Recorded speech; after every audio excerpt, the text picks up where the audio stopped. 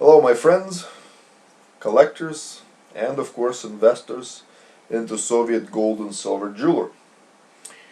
This video I would like to dedicate to a very interesting, at least to me personally, subject. This actually fascinates me, and that is the entire global market for Soviet gold and silver jewelry. To me, this market is fascinating for several characteristics, and these characteristics I believe are not found anywhere else, or at least in not most other markets, be they financial markets, market for gold bullion, be they forex exchange, or even the art market in general and all other sub-markets that exist within it. So what are these special characteristics? Well, one of them for Soviet jewelry is it's a virgin market.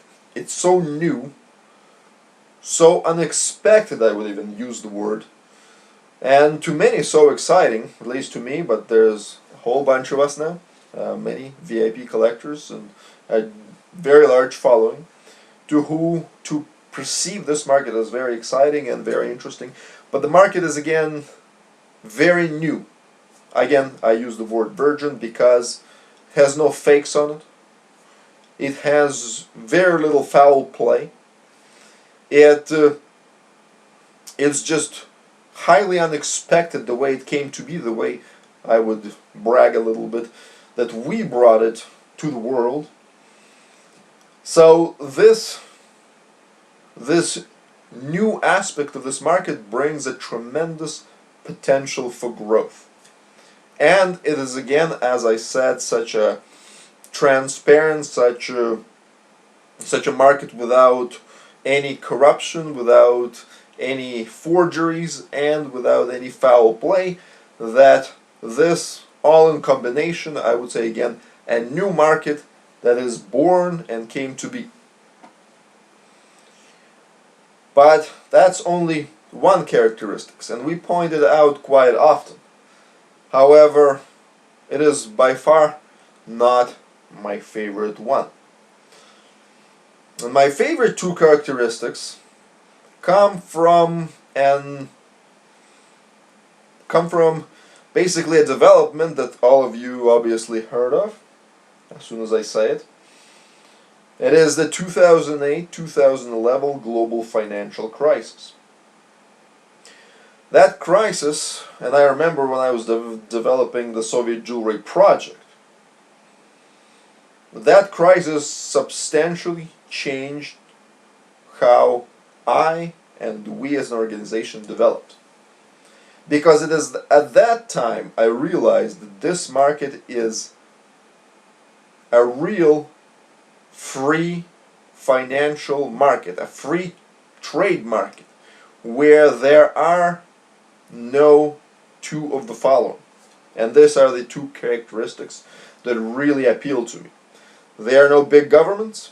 There are no governments at all on this market. There's no government regulations. There's no interference. And when I say government, I mean whether it's in the West, Canada, United States, North America, or in the East where we have Russia, Belarus, Ukraine, so forth.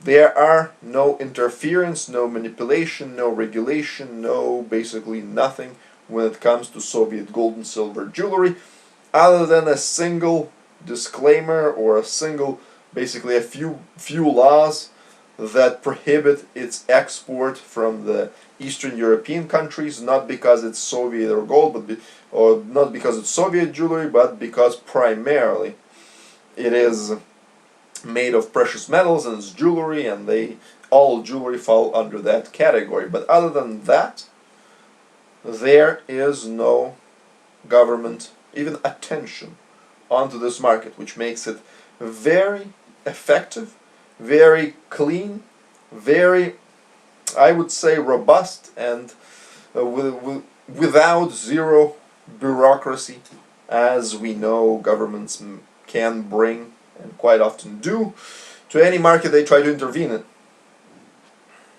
Now here on the sidebar, I'm actually for government regulations when it's done intelligently, and obviously I'm against it if it's done foolishly. In most governments, much too. Us as collectors and many other participants in it, most governments do it foolishly. But anyway, let's get back to the subject of Soviet gold and why, again, lack of government regulation is actually good for this market. It's because there's no bureaucracy, no foolishness, no extra paperwork, no nothing. So we don't have big government intervening on this market. So that's great.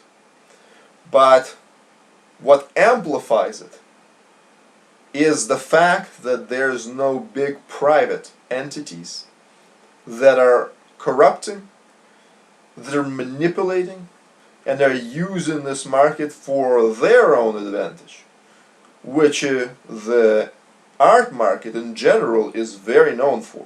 It's a very shady, very corrupt, very sketchy market where you need to be extremely smart and be well connected and know what you're doing to operate safely. And Soviet gold and silver jewelry market, however you wish to define it, has none of that. That's why essentially we really don't need government regulations.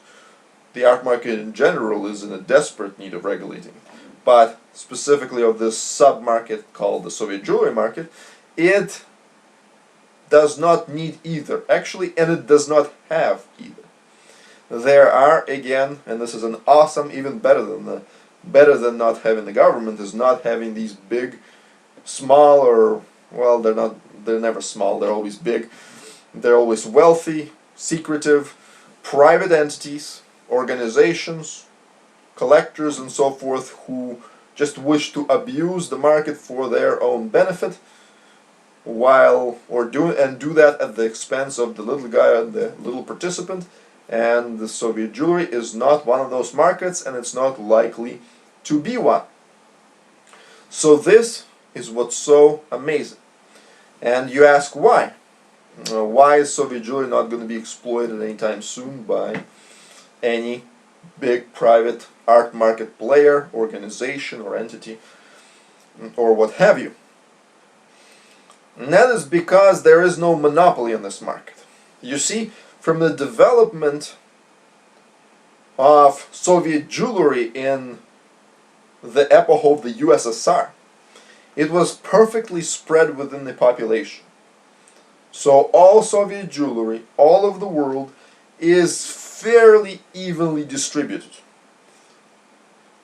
Even in the regions of the post-Soviet regions, or elsewhere where it was brought by immigrants or exported during the Soviet Union, still, nobody acquired it in huge bulk amounts.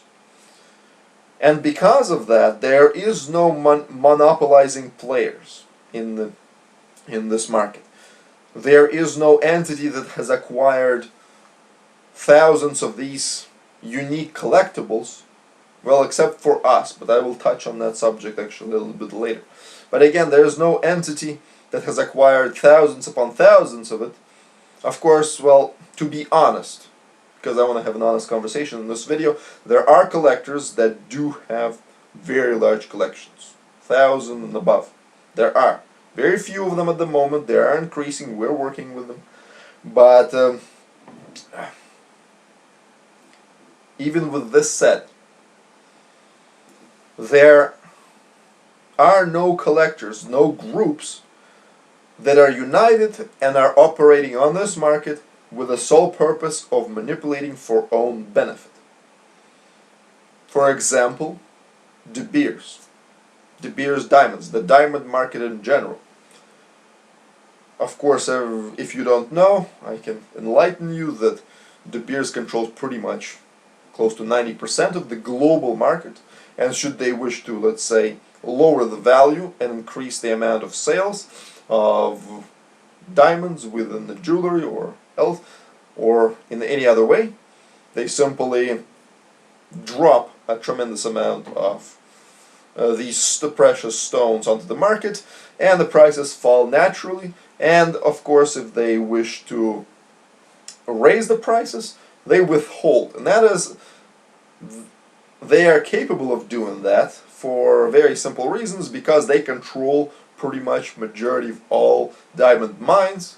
They control majority of diamonds that are once they're processed, and they have huge stockpiles of them. Once you have stockpiles, you have the control of the market. So this is what I would like to lead you on to, is that Soviet jewelry has no such collectors who have these massive stockpiles of Soviet jewelry to either decrease, increase, or manipulate this market in any way possible. And now, at this point, I would like to touch on the subject of us. So, we as an art fund, I have acquired, well, a lot, more than thousands, we're talking in that range, let's say, and there are other collectors around the world that have, let's say, 1,000 each. And, well, let's say, for the argument's sake, there's 50 collectors, and they have 1,000 each, between, let's say, 500 to 1,000 gold or silver jewelry, Soviet jewelry items. And now, in all honesty, there probably aren't that many, because we're working with all of them, and they're fairly stand-up and honest people. But again, getting back to the subject, let's say the worst case scenario, if there's something that it's a question that you may pose to me, to our organization, is that what if you were to, with all your amounts of Soviet gold and silver jewelry, will wish to manipulate and drop the value of the market, or just manipulate this market for whatever benefit, whether to raise or decrease prices for your own benefit. And this is what I'm here to tell you, is that knowing all collectors that are in the world, let's say we secretly came together and we agreed that we are going to pool our resources and simultaneously drop or put onto the market for sale all our, let's say, 20,000 units of Soviet gold or silver jewelry, what have you, simultaneously. Now, as unrealistic as it is, hypothetically this happens, I'm here to tell you, okay, market will go down maybe for a year or two. And within that year or two, because to sell that much amount, we need to drop prices on them to the lowest amount possible. And once we do that, we not only lose tremendously amazing items from our collection, because each Soviet gold or silver jewelry item is historically unique, it's rare, it's a work of art. But not only that, somebody will buy it. Most likely it will be small, medium investors, you. And yeah, within one year or two, prices will stay low. But after that, once we've lost all our awesome savings, all our awesome investments, the market will instantly stabilize and continue on its way up. And all it will happen is it will leave us behind, while the rest of the collectors, the rest of the market participants will profit tremendously. So, I'm here, I guess, to tell you that for the next 20, 30, maybe even 50 years, don't expect appearance of any super player on this market who will be able to control it for own benefit and manipulate it. And that is what's so amazing. This is a market for the people, by the people, and of the people. I know I'm doing a famous quote by Abraham Lincoln, but nevertheless, it is truly, that's what this market is. Most of the participants in this market are regular, average folks, medium to small investors, collectors, and owners, who are profiting from this market extensively, and who are in no way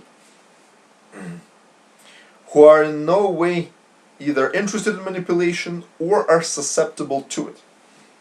And that is what's so rewarding. That is why it's so rewarding to lead this organization, to lead this market, is that we know that we are profiting you, the average folks, first of all.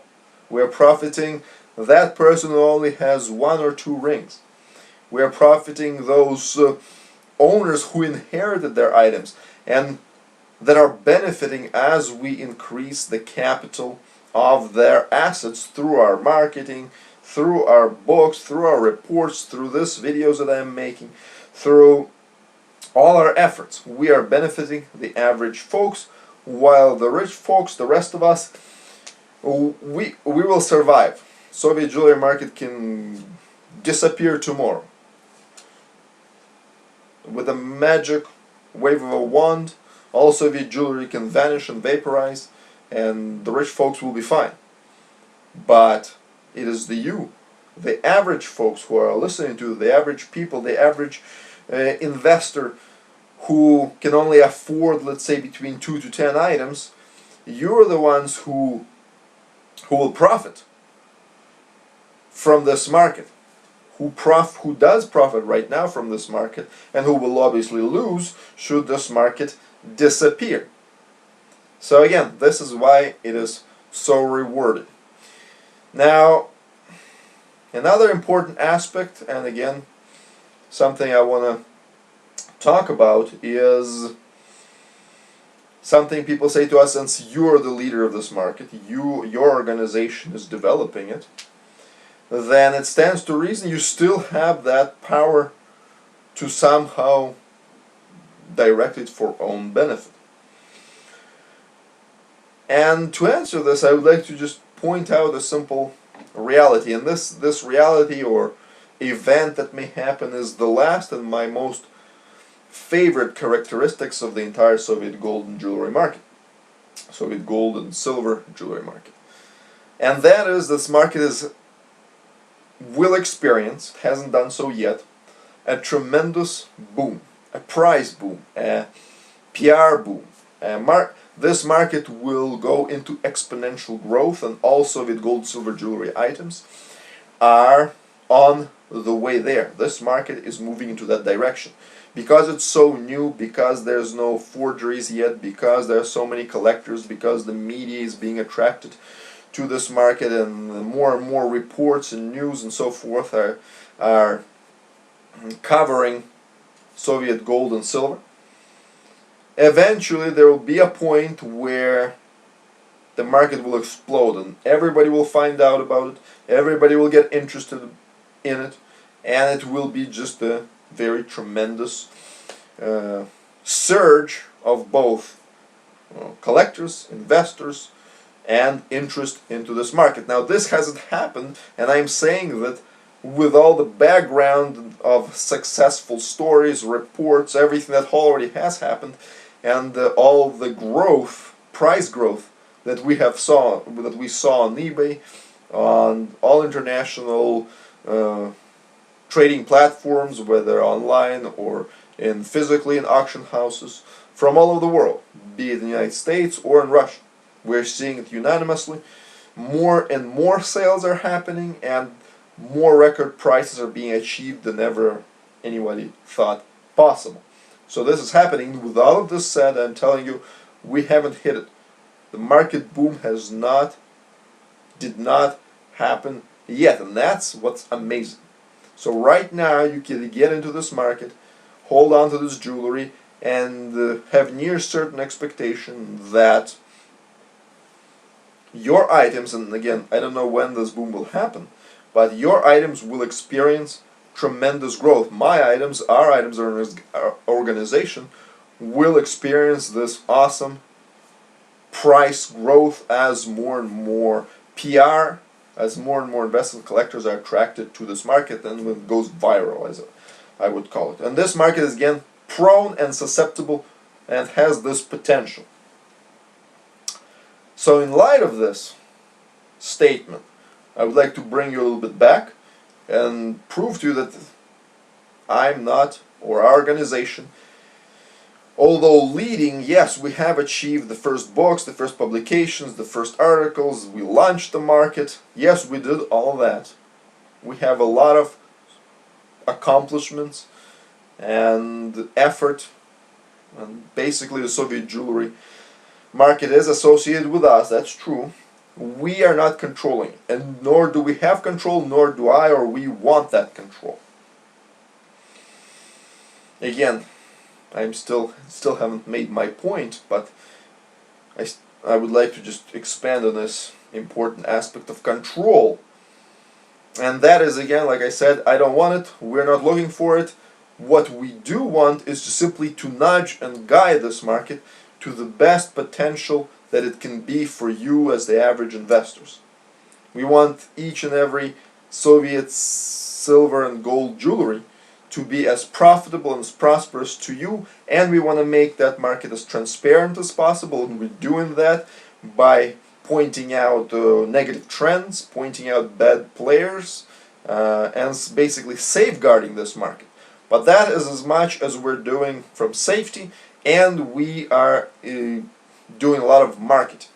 We are writing articles, we are publishing books, obviously, we are making these videos, I'm making these videos. So we're doing this, we are developing the market from this perspective, but in no way are we controlling the prices, in no way are we even aspiring to do so. Again, and now I would like to make this final point, why we are not, to prove to you that we are not, is again, I own, and so does our organization, many of our clients who would very much like to have this boom right now today. Again, we own a lot of Soviet gold and silver jewelry, lots of it. And when this boom happens, obviously our investments will double, triple, quadruple, and so forth, possibly even more. So if I was in control of this market, we or our entire organization, along with our VIP clients, were in control of it, I would instantly do that. I would make the market go into the boom right now, today, and bring that tremendous success not only to us but to all of you. As you can see, since hasn't happened, I'm openly telling you, the boom has not happened, although there has been a great deal of price growth and profit to many market players. I hope that shows you that we are not actually in control, nor do we want it. We will patiently wait when that boom will take place. However long it takes, we will be there through highs and lows of this market. And we are interested in a transparent, clear development of Soviet gold and silver jewelry in the world as a very unique commodity, as very unique collectibles that are highly profitable, great to own, and a very secure, smart investment. So that's that. To end this video, I would like to talk about this interesting aspect of tools on this market. Because you do, as market participants, have a tremendous amount of tools which bring you on par with, I would say, very top-notch markets such as Forex, such as gold bullion trade, such as commodities and stock trade. They have, I'm sure you have seen in every movie, these unique graphs and data and so forth, and they have these many screens and computers, and they're looking all fancy and smart. And I'm here to tell you, Soviet jewelry, although it doesn't have all these screens, has that similar sophistication due to the technology that's available to every one of you as a collector and investor today.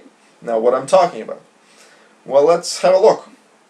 First of all, you can sell or buy your Soviet gold or silver jewelry online. Now, that's an incredible tool. From eBay in the Western world to Molotok.ru to the Eastern Russia area of trade, to many other online platforms. I'm not favoring any one of them. eBay is the one that at the moment we say is the hub of Soviet gold trade. That may change in the future, but so far it is, and we will point that out, and should it change we will point it out.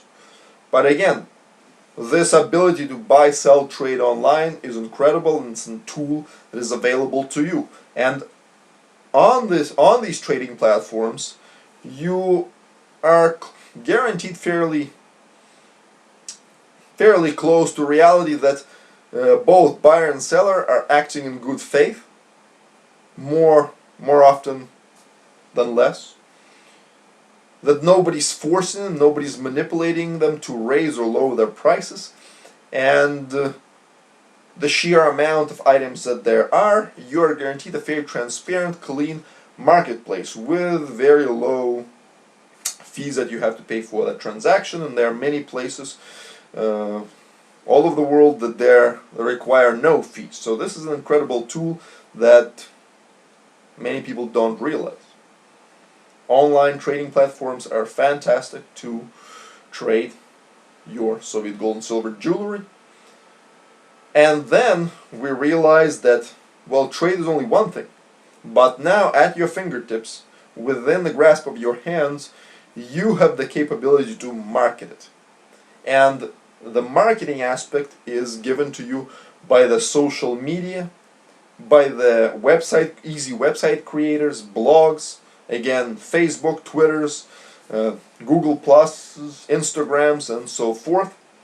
These not only permit you to sell or present to the world again, but most importantly to market your Soviet gold and silver collectibles.